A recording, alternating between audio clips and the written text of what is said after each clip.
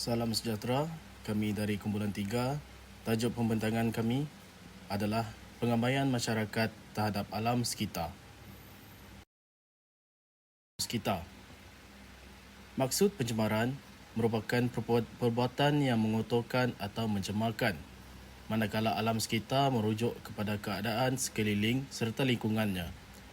Gabungan kedua perkataan ini iaitu pencemaran alam sekitar membawa maksud perbuatan yang mengotorkan atau mencemarkan alam sekeliling.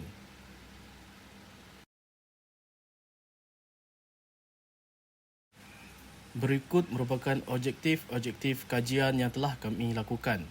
Yang pertama, mengenal pasti faktor-faktor pencemaran yang menjejaskan kelestarian alam sekitar di negara kita. Yang kedua, membincangkan kesan-kesan daripada pencemaran alam sekitar terhadap persekitaran dan juga masyarakat. Yang ketiga, meneliti kaedah-kaedah yang boleh digunakan pakai untuk mengatasi masalah pencemaran alam sekitar. Dan yang terakhir, menyenaraikan cabaran yang berpotensi untuk menjadi halangan bagi masyarakat dalam negara ini untuk membendung masalah pencemaran alam. Metodologi kajian merupakan kaedah dan teknik mereka bentuk mengumpul dan menganalisis data supaya dapat menghasilkan bukti yang boleh menyokong sesuatu kajian. Tujuan metodologi adalah untuk menyumbang kepada pemahaman yang lebih luas atau lebih terperinci tentang aplikasi kaedah dengan menerangkan proses penyelidikan. Kaedah analisa data merupakan kaedah menyemak dan mempersembahkan data yang diperoleh oleh pengkaji. Kaedah rujukan perpustakaan, pengkaji dapat membaca pelbagai sumber seperti buku, kamus dan internet untuk mendapatkan maklumat yang berkaitan. Pengkaji dapat meluaskan pengetahuan berkaitan dengan tajuk yang akan dikaji hasil dari kajian perpustakaan yang dilakukan. Dioksida dan zarah halus boleh menyebabkan masalah kesihatan manusia, perubahan iklim dan kerosakan alam sekitar. Pencemaran air. Sisa industri, pertanian dan pelupusan sampah tidak dibuang dengan sewajarnya dan mencemarkan sumber air seperti sungai, tasik dan laut. Bahan kimia beracun seperti logam berat, racun serangga dan sisa organik boleh mencemarkan air dan mengancam kehidupan akuatik serta membawa impak kepada bekalan air bersih untuk manusia. Pencemaran tanah. Penggunaan racun serangga, sisa industri dan pengurusan sisa yang tidak memadai boleh mencemari tanah. Bahan berbahaya boleh meresap ke dalam tanah dan mencapai sumber air bawah tanah dan merosakkan kesuburan tanah dan mengancam kesihatan manusia jika terdedah. Pencemaran bunyi. Bunyi bising dari lalu lintas, industri dan pembinaan boleh menyebabkan pencemaran bunyi. Pencemaran bunyi yang berterusan boleh menyebabkan gangguan tidur, masalah pendengaran, tekanan dan masalah kesihatan lain kepada manusia serta mengganggu kehidupan liar seperti burung dan mamalia.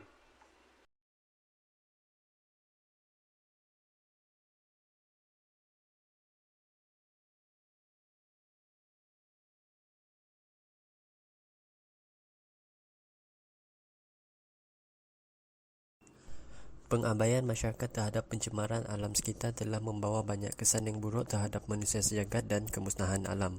Antara kesan pencemaran alam sekitar terhadap manusia adalah kemerosotan dalam penjagaan kesihatan akibat udara setempat yang tercemar. Secara amnya, manusia bergantung terhadap bekalan oksigen bagi menjalani proses pernafasan. Namun demikian, udara menjadi tercemar akibat daripada pelepasan asap yang mengandungi gas-gas kimia yang berbahaya daripada kilang-kilang perindustrian. Udara yang manusia hidup telah dicemari dengan gas-gas kimia tersebut dan manusia akan menjadi lebih mudah untuk jatuh sakit maupun mengalami kesukaran bernafas kerana paru-paru kita tidak mampu untuk mengawal proses perpindahan oksigen secara lancar di dalam badan. Seterusnya, tragedi bencana alam akan berlaku dengan lebih kerap. Peristiwa seperti banjir kilat dan banjir besar yang berlaku pada saban tahun. Disebabkan hal ini, kerajaan mengalami kerugian akibat terpaksa mengeluarkan dana yang besar bagi menyelamatkan mangsa banjir. Selain itu, rakyat juga mengalami kerugian dari segi kerosakan harta benda dan tempat tinggal. Di samping itu, kenaikan suhu bumi ataupun pemanasan global juga terjadi akibat daripada pengabaian terhadap alam sekitar.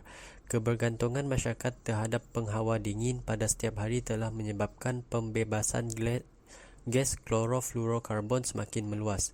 Akibat daripada ini, lapisan ozon semakin menipis dan bumi terdedah dengan bahang matahari. Seterusnya, radiasi UV juga menyebabkan sebahagian pihak mengalami kanser kulit. Akhir sekali, sumber laut terjejas akibat tumpahan minyak dan bahan buangan berbahaya dari kapal-kapal dan kilang.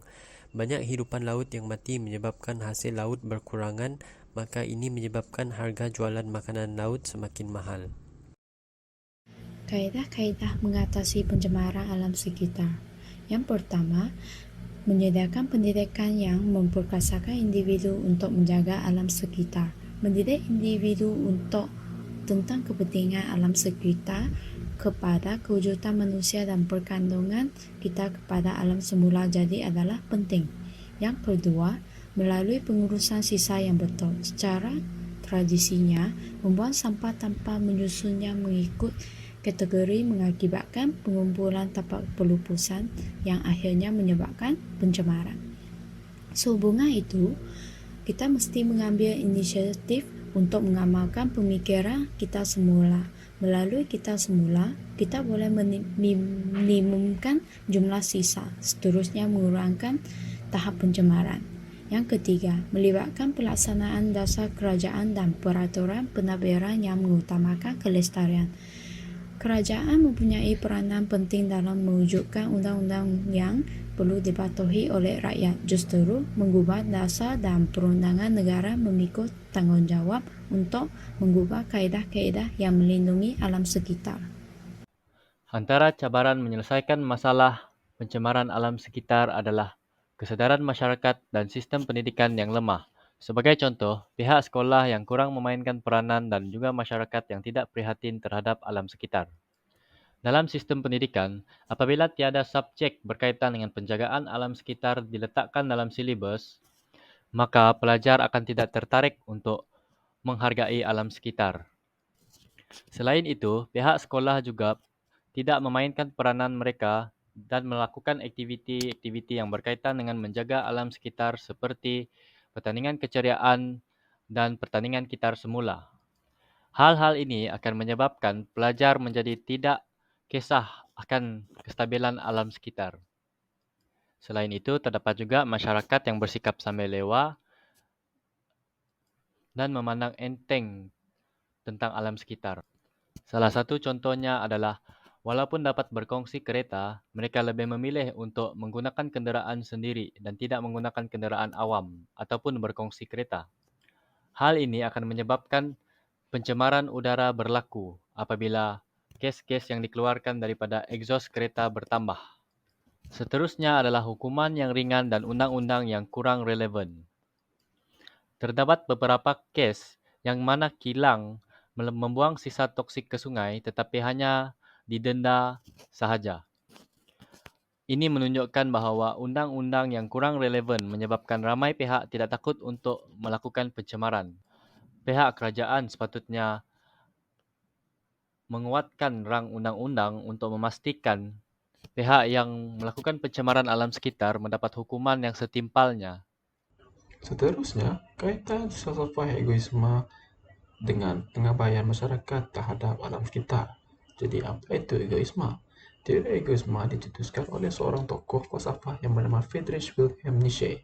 Friedrich Wilhelm Nietzsche berpendapat untuk menjadi seorang yang unggul, individu tersebut harus mempunyai sifat ego yang lebih mementingkan martabat diri sendiri tanpa mengambil kira aspek moral dan secara tidak langsung menolak fahaman agama dan kewujudan Tuhan. Egoisme merupakan ketentuan hidup yang lebih bersifat individualistik hingga membelakangi kemoralan sosial agar individu tersebut lebih kuat, berkuasa dan masyhur. Tapi, apakah kaitan egoisme dengan alam sekitar? Seseorang yang mempunyai sifat individualistik egoisme tidak menitik beratkan pencemaran alam sekitar dan berpendapat bahawa isu pencemaran alam sekitar itu hanyalah satu aspek luaran yang tidak memberi impak terhadap kehidupan mereka. Jadi, setengah individu lebih mementingkan pertumbuhan ekonomi dan kemewahan dari mementingkan aspek kebersihan alam sekitar. Sebagai contohnya, pengusaha kilang mengelak untuk menanggung kos tambahan dengan membuang sisa toksik di tempat yang tidak sepatutnya. Sifat egoisme juga telah menjadi budaya masyarakat di setengah tempat. Sikap tidak apa telah menjadi budaya masyarakat yang beranggapan bahawa pencemaran alam itu hanyalah perkara yang remeh. Kaitan dengan falsafah antroposentrisme. Antroposentrisme merupakan pandangan manusia sebagai faktor paling penting dalam alam semesta. Ia menganggap manusia memiliki keunggulan dan keistimewaan. Ia juga menyebabkan perlakuan merugikan terhadap alam sekitar. Kesan antroposentrisme. Eksploitasi sumber daya alam tanpa batas. Seterusnya ialah pembalakan haram, pencemaran dan kehilangan habitat. Selain itu, gangguan keseimbangan ekosistem.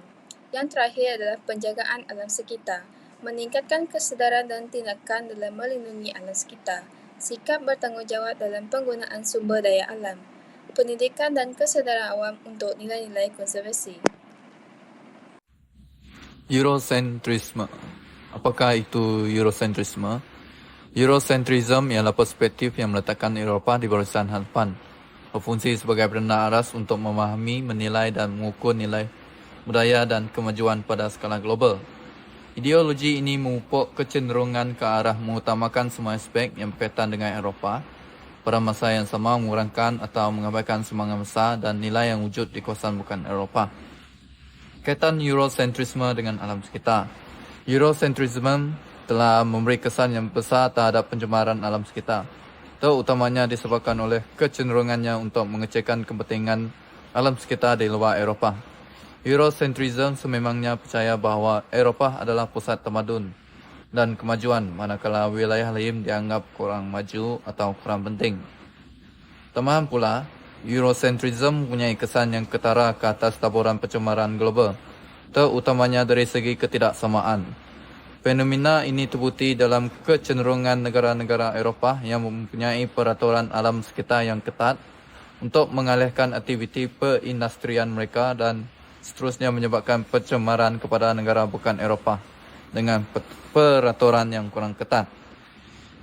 Eurocentrism mempunyai keupayaan untuk memberi kesan kepada prinsip alam sekitar dan usaha kolektif ke arah menangani masalah alam sekitar global, terutamanya perubahan iklim. Kecenderungan untuk mengutamakan pertumbuhan ekonomi dan kepentingan Eropah boleh mengakibatkan pengabaian alam sekitar daripada aktiviti perindustrian di Eropah. Kesimpulannya, pelbagai lapisan masyarakat seyogyanya menggambling tenaga seperti peribahasa Melayu yang berbunyi yang berat sama dipikul, yang ringan sama dijinjing untuk mengamalkan kepentingan nilai etika alam sekitar demi kepentingan generasi muda. Hal ini dikatakan demikian kerana alam sekitar merupakan khazanah yang tidak boleh digantikan. Alam sekitar juga berperanan penting dalam mengekalkan keseimbangan ekosistem. Oleh itu, kepentingan penerapan nilai etika alam sekitar tidak seharusnya dipandang enteng oleh masyarakat. Sebaliknya, pelbagai lapisan masyarakat seharusnya sentiasa menitik beratkan isu-isu yang berkenaan dengan nilai etika alam sekitar dan melaksanakan tanggungjawabnya dalam mengamalkan kepentingan nilai etika alam sekitar.